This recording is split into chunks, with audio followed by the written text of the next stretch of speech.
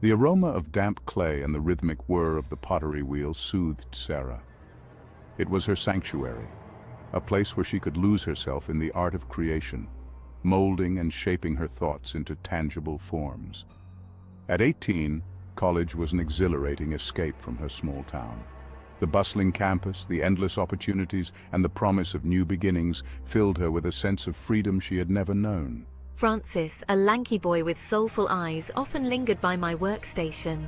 He seemed out of place among the college students, yet his presence was a constant. He was different, I thought, drawn to his quiet intensity. There was something about the way he watched me, his eyes following every movement of my hands as I worked the clay. He complimented her work constantly, his words a mix of admiration and something deeper, something unsettling, his gaze lingering a little too long, making her skin crawl. His compliments became possessive, his presence suffocating. It was as if he was trying to claim a part of her through his words and his unwavering attention. One day, Francis confessed he wasn't a student. He was 13. The revelation hit me like a punch to the gut. His mother, he explained, worked at the college cafeteria. He had been sneaking into the studio, drawn by a fascination with pottery, and more disturbingly, with me. Horrified and disgusted, I told him to leave and never come back. The innocence of his age did nothing to mitigate the fear that gripped me. Francis didn't appear the next day, or the day after. The studio felt different without his presence, both a relief and a void. Relief washed over Sarah, quickly replaced by a gnawing unease. Where was he? The absence of his watchful eyes was unsettling in its own way. Weeks later, the news ripped through campus like a wildfire. A sense of dread settled over the students as they gathered to read the headlines. A cafeteria worker had been brutally murdered. The shock and horror of the crime sent ripples through the community. The perpetrator? Her 13-year-old son, driven by a terrifying obsession with a pottery student who dared to reject him. The realization was a chilling reminder of the darkness that can lurk behind innocent faces. Sarah, pale and trembling, locked herself in her dorm room, the weight of the events pressing down on her. The sanctuary of her pottery studio now felt like a distant memory. The image of Francis's adoring eyes now a haunting reminder of the darkness that lurked beneath the surface. Every shadow seemed to hold a threat, every creak of the floor a potential danger.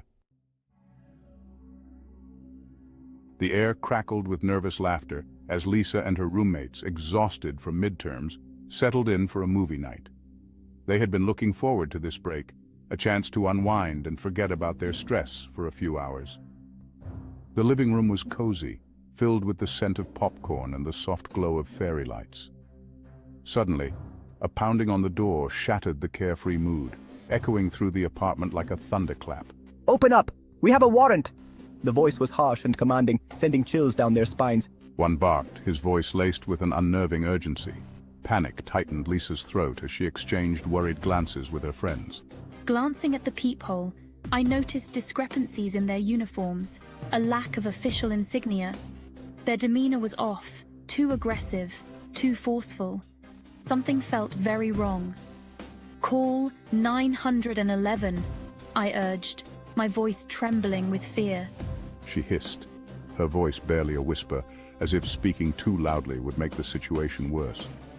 As the pounding grew more insistent, turning into aggressive kicks against the door, they huddled together, fear constricting their throats. The sound of the door straining under the force was terrifying.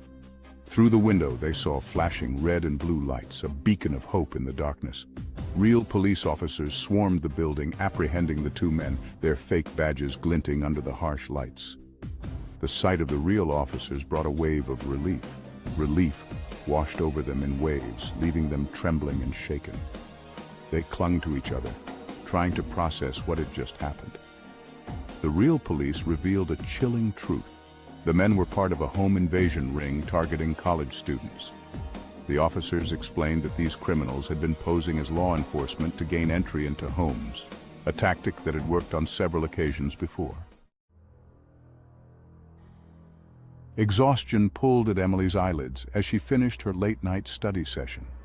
The weight of the textbooks and the endless notes had taken their toll, and she could barely keep her eyes open. She glanced at the clock, realizing it was well past midnight. The room was silent, save for the occasional rustle of paper and the hum of her desk lamp. It was the shower, then bed. She hoped the warm water would wash away the fatigue and help her relax. The steam filled the bathroom, creating a cocoon of warmth and comfort. She let the water cascade over her, feeling the tension in her muscles slowly ebb away. Stepping out of the bathroom, a glint of metal in the reflection of her window caught her eye. She paused, her heart skipping a beat. The reflection was faint, but unmistakable. Her mind raced, trying to make sense of what she was seeing. A man, his face obscured by the darkness, stood in my dorm room, a wickedly sharp knife glinting in his hand. The dim light cast eerie shadows on the walls, making the scene even more terrifying. His presence was menacing, and I could feel the danger radiating from him. Terror, swift and paralyzing, froze me. My mind screamed at me to move, to do something, but my body refused to cooperate. I could feel my heart pounding in my chest, each beat echoing in my ears. He hadn't seen me yet. I was hidden in the shadows, my breath shallow and quiet. I knew I had to act quickly before he noticed me. The seconds felt like hours as I tried to come up with a plan. Thinking fast, I scanned my room, my eyes landing on the second-story window. It was a risky move, but it was my only chance. The window was my escape route, my lifeline. It was my only chance. I took a deep breath, steeling myself for what I had to do. The thought of jumping from the second story was terrifying, but staying in the room with the intruder was far worse. Before the intruder could turn, she made her move. Every second counted, and she couldn't afford to hesitate. The adrenaline coursed through her veins, giving her the strength she needed. She sprinted, flinging the window open with all her might. The cool night air hit her face as she prepared to leap. There was no time to think, only to act, and leaping into the night. The world seemed to slow down as she flew through the air, the ground rushing up to meet her. The impact ripped a scream from her throat. Pain exploded in her legs as she hit the ground, the force of the fall sending shockwaves through her body.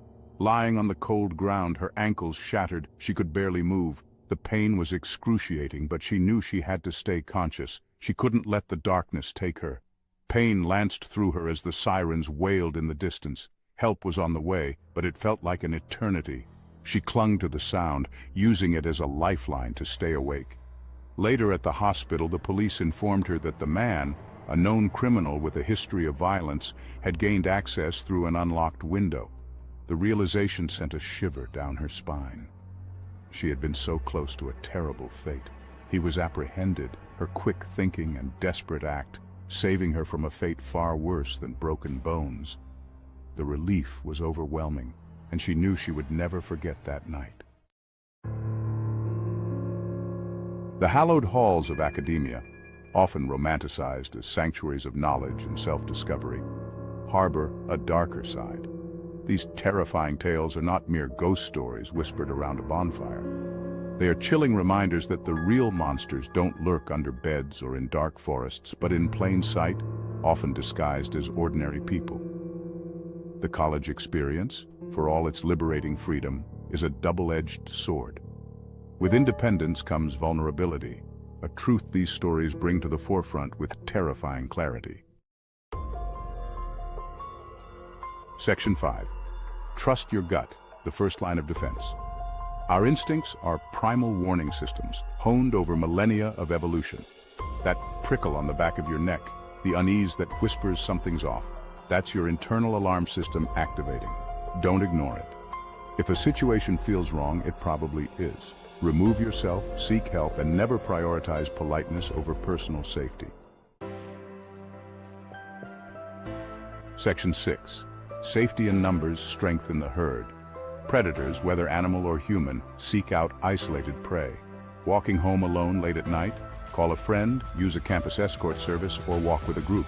There's strength in numbers, a deterrent that even the most determined criminal might think twice about challenging. Section 7. Secure your Space Fort Knox dorm room. Your dorm room should be your sanctuary, a safe haven from the outside world. Invest in a door stopper, familiarize yourself with emergency exits, and be wary of strangers asking for access. Remember, a few simple precautions can make a world of difference. Section 8, Campus Resources, your guardian angels. Colleges are equipped with an arsenal of security measures and support services. Familiarize yourself with campus security protocols, utilize the blue light system, and know the location of emergency phones. Remember, these resources are there for your protection. Don't hesitate to use them. Section 9. Self-defense. Empowering your flight or fight. Knowledge is power, and in matters of personal safety, it can be the key to survival. Enroll in a self-defense class, learn basic techniques to disarm an attacker or create a window of opportunity to escape. This isn't about becoming invincible, but about empowering yourself to fight back if the unthinkable occurs. Section 10. Awareness, the antidote to complacency. The world is not a scary movie, but neither is it a utopian bubble.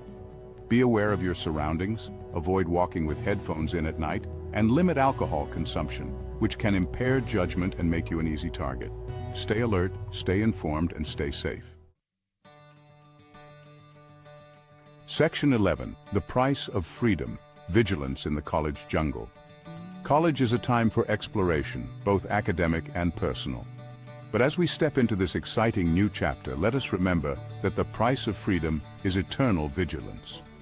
By embracing caution without succumbing to fear, we can navigate the college jungle and emerge stronger, wiser, and most importantly, safe.